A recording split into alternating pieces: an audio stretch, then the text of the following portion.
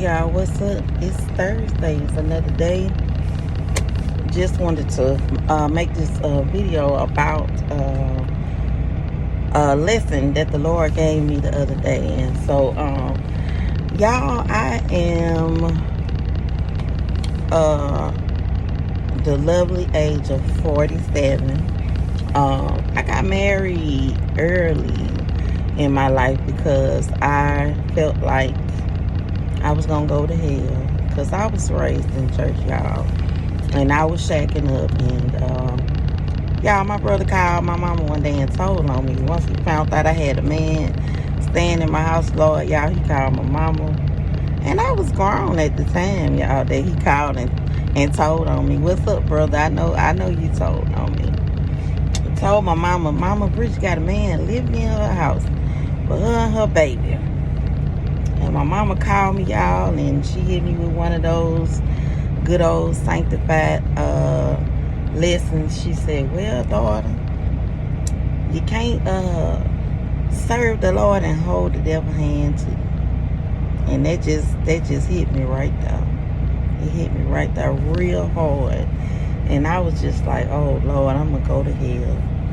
And I don't want to go to hell, y'all. Like, I'm sorry. It ain't a human being walking this earth worth me going to hell at all. So I didn't want to do that. So I got married early. I was 20 when I got married, and I had my baby at 19, my first baby. And I got pregnant in college, and I got pregnant by a guy in college, y'all, that just really did not. I wouldn't say that he didn't like me. He liked what we did. I'll say that. It was a part of my life where I first became acquainted with somebody being ashamed of me in front of other people. And so that was something that men always were doing to me to like moving forward from college. It wasn't all men. I won't say that, because this was the first thing that I did wrong.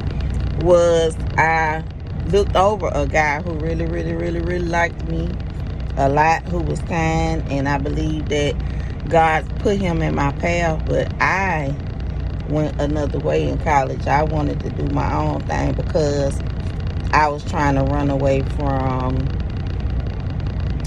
the life that I learned about. I was trying to run away from being a church girl. I didn't want to go back into that church girl life. I wanted to do my own thing, y'all. So basically, disobedience is what got me to where I was, and having a baby early. Now, I don't regret having a child early. I had all my children early, but my first baby is a beautiful young lady. She's a mother, a wife, and she's living a life opposite of what I'm living right now. But that's not the point of my talk. I digress. That was a digression. But anyway, I talked about those things to talk about the fact that I had chosen to give myself, my physical body, to a person who did not value me.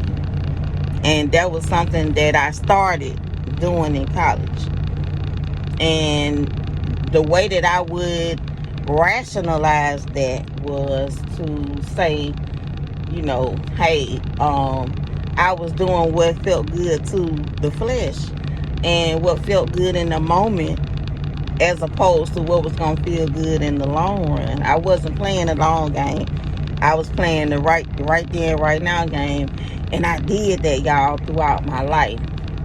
And so right now, at the age of 47, I told y'all I had a baby at 19. I got married at 20. I did not get legally divorced. Let's talk about this. I did not get legally divorced from my ex-husband until 2020. But we were not together that long. We had separated long before that. And I had somewhat just gave up on the notion of even having another successful relationship. I was in relationships, but none of them were successful. None of them. Hence, I'm single now. Like, so I don't care what anybody says. That kind of does something to you as a woman to wonder, sometimes.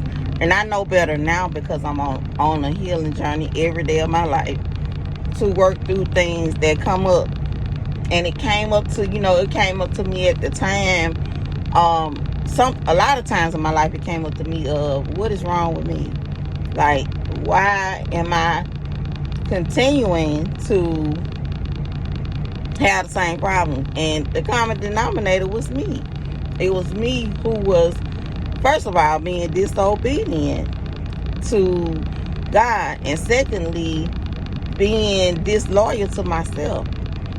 I was giving away my physical body, my soul, my passion.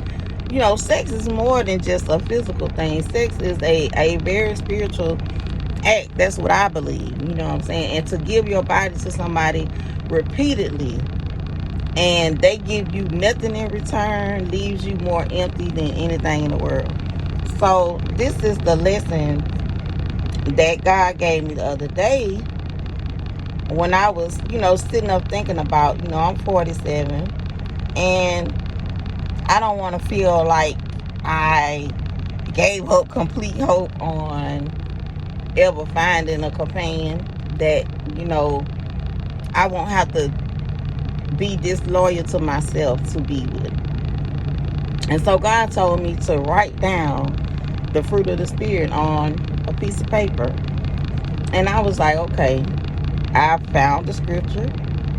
I found the picture and the scripture. And I began to write down love, joy, peace, patience, kindness, goodness, faithfulness, gentleness, and self-control. And God stopped me on the last three.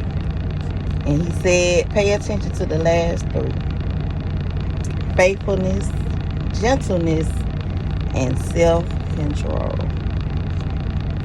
Those three things. Now, not only is it supposed to be found in the man, but this is something that Bridget has to work on.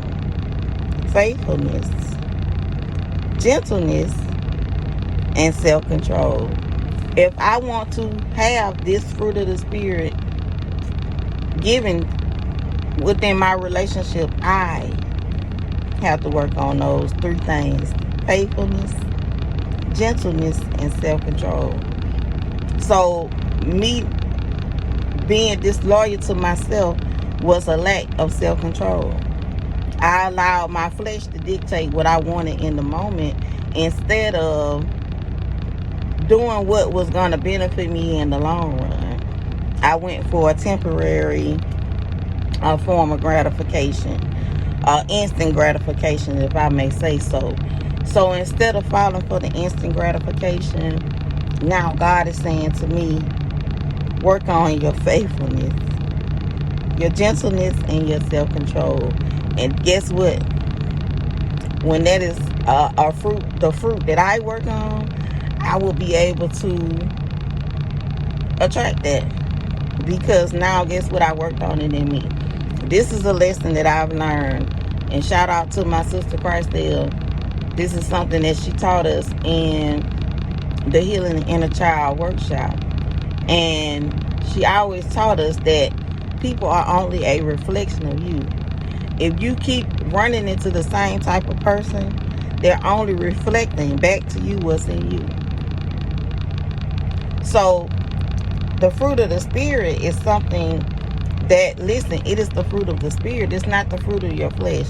Your flesh alone could never ever produce these true fruit. Love is not something that is in this flesh.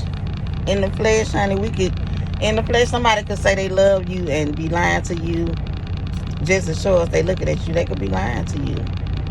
But guess what? In the Spirit, you can't fake love in the Spirit. You can't fake joy in the Spirit.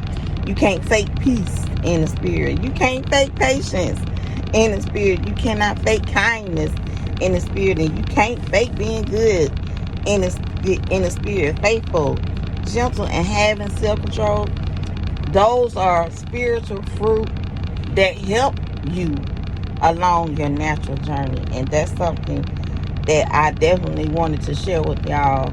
And if it's something that you can benefit from, hey, by all means, let this video be a help to you. But I'm just sitting here now. I got some time to sit before I get to my appointment because I can't get there early. And so I'm just sitting here, and I wanted to share that with y'all. That was a lesson that God gave to me. And if it was helpful for you, I'm glad I could share something that's helpful for you. To my ladies who are in the big fours, you know, let's hold on. You know, I do believe that there's a companion out there for me and for you if that's what you desire. And one that you don't have to become disloyal to yourself for them to be in your life and really, really carry the fruit of the Spirit. And I think this is a good way to pay attention to the type of man that comes into your space, because these attributes, you can't fake them. And then the Bible even says against these attributes, these fruits, there is no law in heaven or on earth against love. There's no law against joy. There's no law against peace. There's no law against being patient. There's no law against being kind. There's no law against being good. There's no law against being faithful. Listen, that faithful, honey, it hit me really hard because I dealt with somebody recently that was a liar. And I'm going to tell you something. If a person could lie to another person to spend time with you, guess what? They'll lie to you. You're not no different than the other person that they lying to. And the one thing about me, I will say, I'm not delusional on that. If I met a person that was a liar, the chances of me really trusting you is slim. I don't trust you. I might have dealt with you. I'm not going to put you down because I'm not above anybody.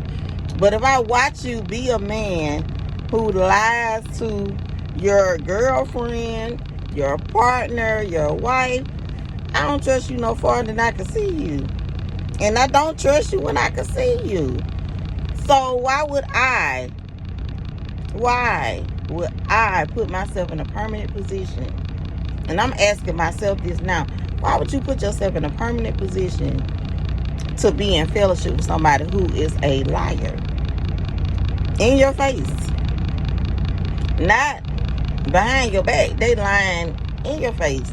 To your face. And as we say today, they playing in your face. And you're going to keep on dealing with them. Girl, what is wrong with you? I'm talking about Bridget. I'm talking about me, y'all. Let me go. This video getting long. This is my vlog for today. I hope y'all are having an amazing Thursday. If you're not, think about one thing, not two, just one. Find one thing that you are grateful for. Think about that for the rest of the day, and I promise it'll change your mood. This is your girl, Bridget. I am out. I hope I said something that will be good and blissful to you, and you have an amazing day. Bye, y'all.